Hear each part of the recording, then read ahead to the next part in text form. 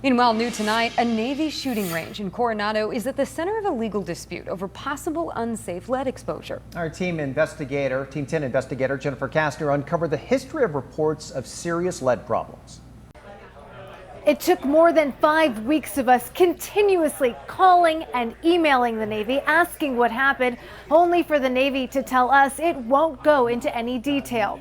Toxic lead exposure is a serious threat at shooting ranges. The gun smoke can release the metal into the air. Just south of the Hotel del Coronado, along the Silver Strand, sits the heavily guarded naval amphibious base. We can't show you the shooting range in question because we weren't granted access on base, but we can show you the federal reports that detail a history of concern. Across the country, a separate range that's not affiliated with the Navy hired Don Haynes as its safety officer. He says he'd sometimes be at the range 7 days a week for hours at a time. My friend noticed some changes in me, complaining about being tired all the time. Noticed that there was some irritability and some difficulty understanding some things when we were having discussions. Doctors told him he'd been poisoned by lead. Toxic levels of the metal can cause serious problems like brain damage, kidney disease, and even death. Current lead contamination still has tremendous impacts to a bunch of different sectors. Dr. Gabriel Filippelli is with Urban Health Studies at Indiana University. He says as people shoot, lead particles are left behind on the walls, counters, floors, and sometimes the primer used as padding to eject the bullet is made of lead that bursts into the air. You have to remember the primer is exploding right by people's faces. There are now questions about whether Haynes' story could be similar to what may have happened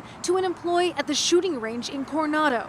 A report from the Occupational Safety and Health Administration, or OSHA, shows that the range was issued a violation in 2014 that has to do with an employee being exposed to lead. 2 other preliminary violations for possible lead exposure were also reported that year, both deemed serious, but were deleted following an informal settlement agreement, which required the shooting range to make changes. Although the findings are from 5 years ago, the military is still dealing with them.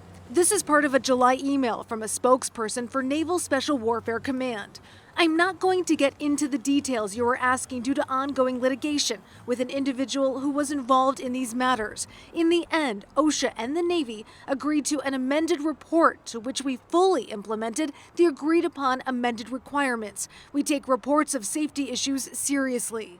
OSHA is in charge of inspecting gun ranges and lead levels in 28 states. It says people can still work their jobs when their blood lead level is 40 micrograms per deciliter. But the National Institute of Health claims that no amount of lead in your blood is safe. When Haynes was first hired, the range checked his blood and found it was 3 micrograms per deciliter.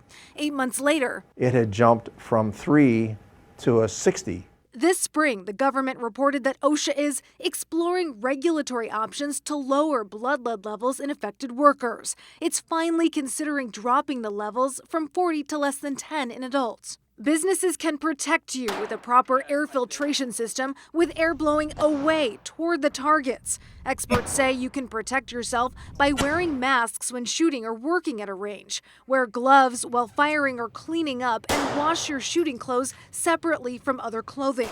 Small steps to take to prevent the little-known threat that even Haynes, a range safety officer, wasn't aware of. They could go for years and they may not recognize any symptoms. Had I not had someone who was observant, I would probably have not have attached it to the lead. The Navy denied our request for an interview because of the litigation it's in over this matter. It says its #1 priority is the health, safety, and readiness of its people, military and civilian.